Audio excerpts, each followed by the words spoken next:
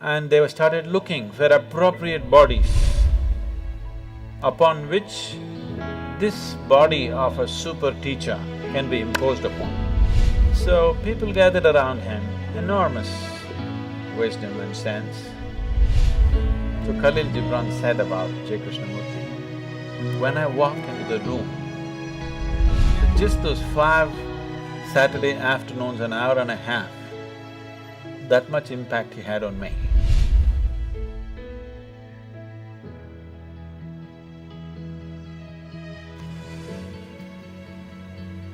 Jiddu Krishnamurti was born in a village called Madanapalli. I've been to his house where he was born and where he lived. A century-old house, a cute little house, nice place. It's kept like a monument for him today. At one time in early 20th century and late 19th century, Theosophy spread across the world in a big way. This was started by Madame Blavatsky, who had a great interest in occult and mysticism, and she spent late 19th century and early 20th century saw a lot of British and other European seekers of mysticism traveling to India and exploring and writing lots of books, many of them, you know. Max Muller, Paul Brunton and many others. Blavatsky was even before them. These are all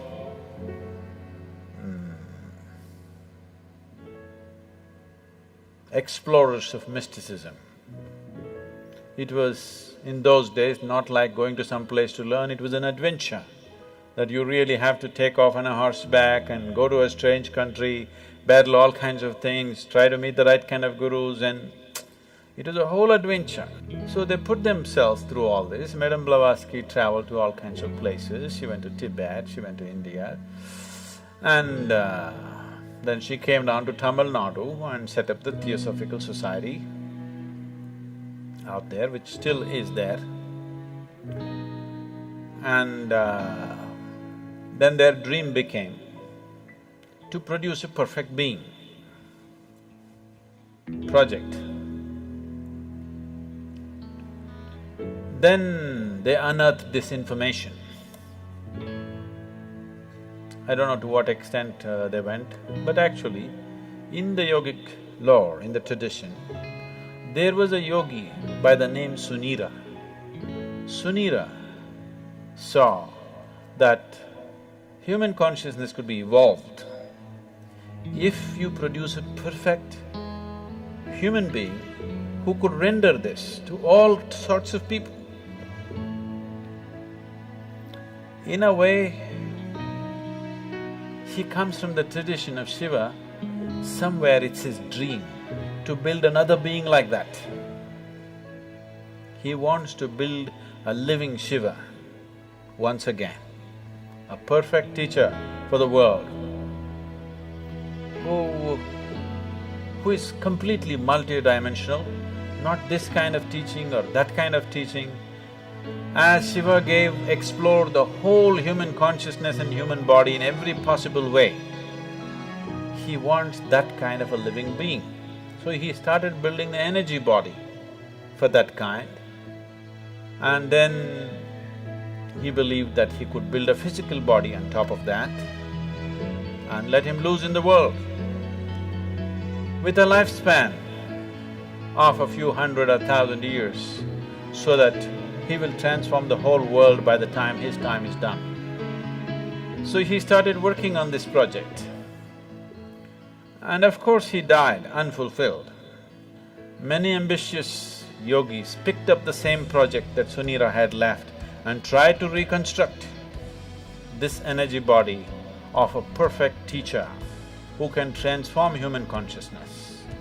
So, Madame Blavatsky, Leadbeater and Annie Besant, who came together to power this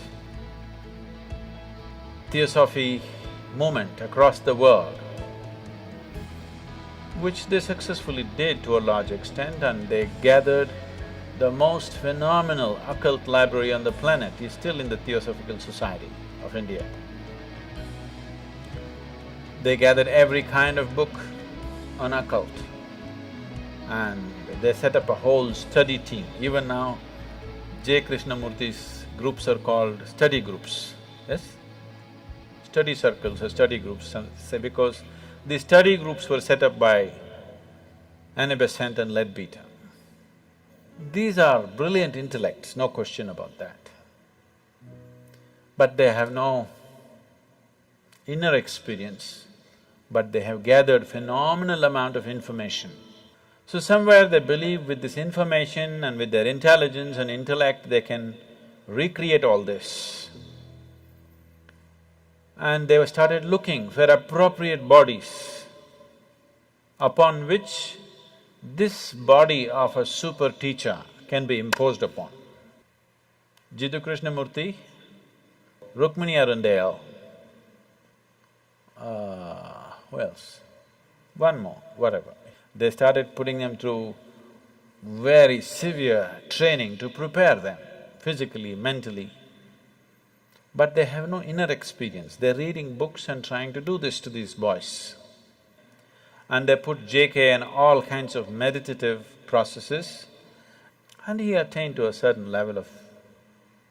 he became a fantastic human being.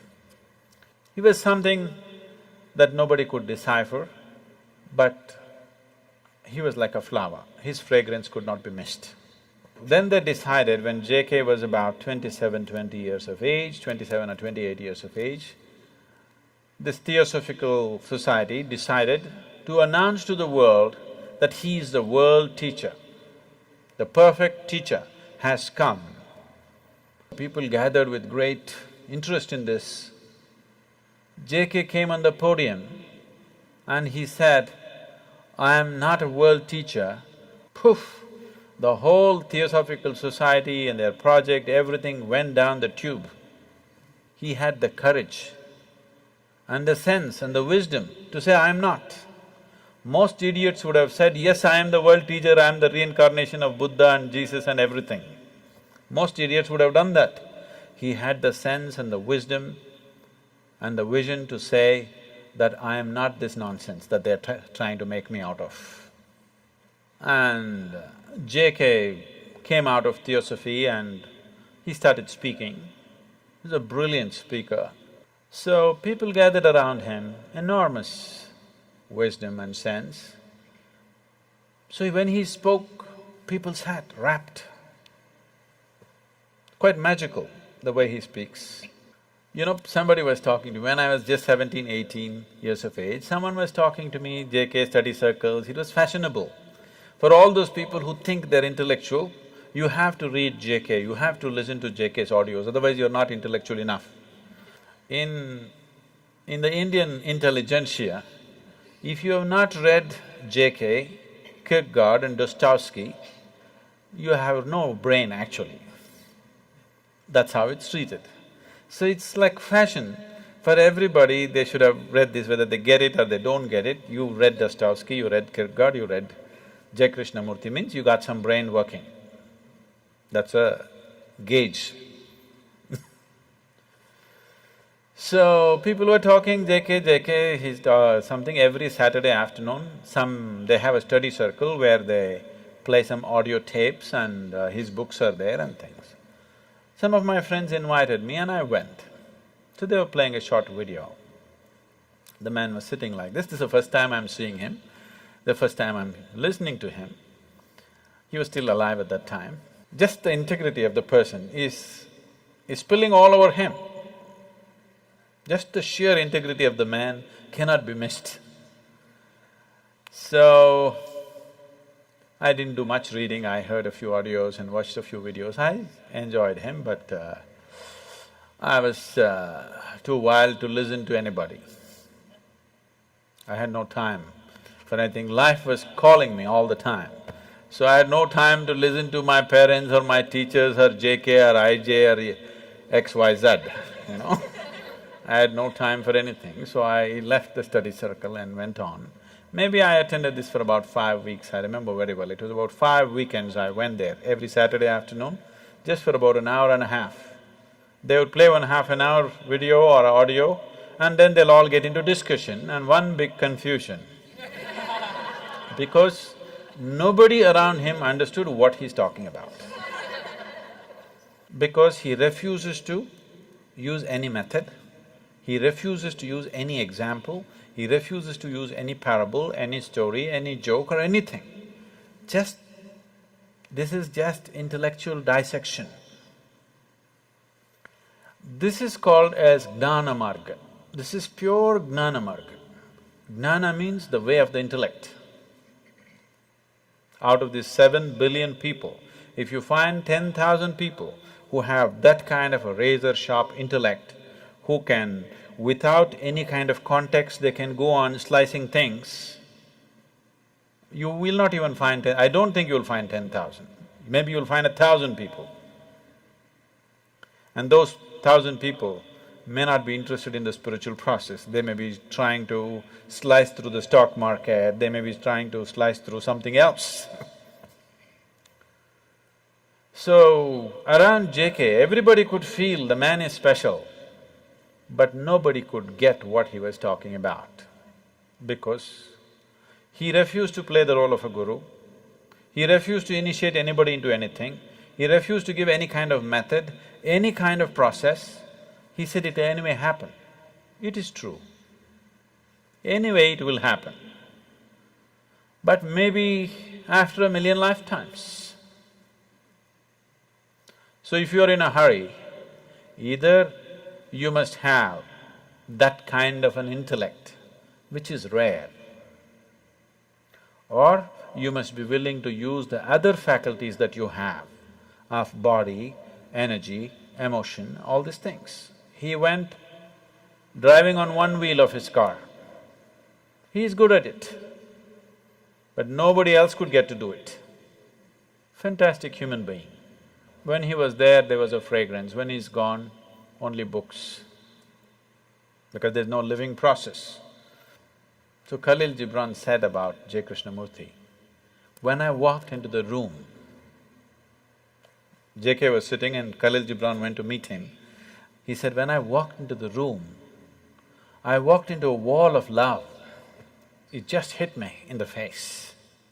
See, you would never associate JK with love. He's not a loving man. That's not how he looks.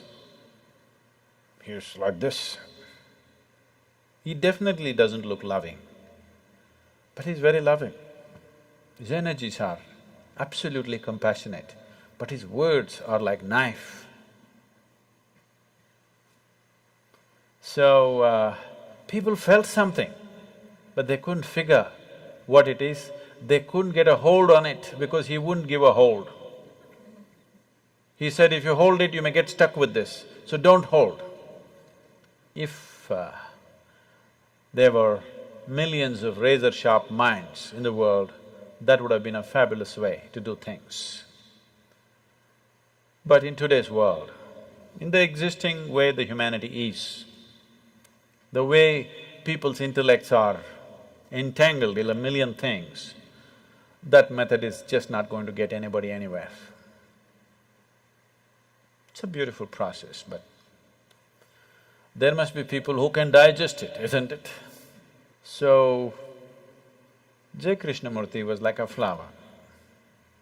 His fragrance was felt when he was alive, and that's all. His words are good. If you want to kind of use it as an intellectual exercise to drop a few things, they could be useful, brilliant. His intellectual brilliance just comes out every moment of his life.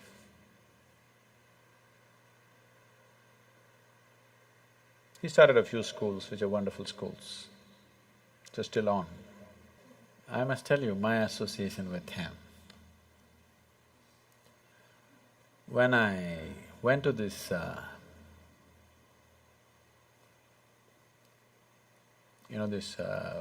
weekends for 5 Saturdays, Saturday afternoons, an hour and a half, that's my exposure to him. And one day he spoke about education.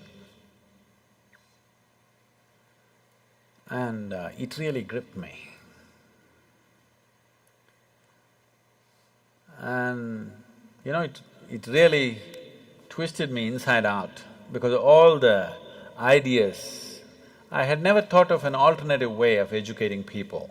I was only thinking of how to dismantle all the education system in my mind.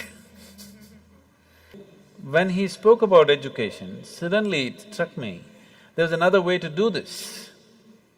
So just this thought came to my mind. I was just maybe 17, 18, and I was living wild and I have dreams of running away somewhere. So I just thought if at any time if a child comes under my control, I would like to put the child to this kind of education. So, it just so happened, when my daughter had to go to school, when she got admission in some of the best schools in Ooty, but then it just flashed me in my mind that, okay, there's a JK school, why don't I send her there? And she went to that school and she spent 8 years studying there. So just those 5 Saturday afternoons, an hour and a half, that much impact he had on me, that I handed over my daughter to his care in one way or the other.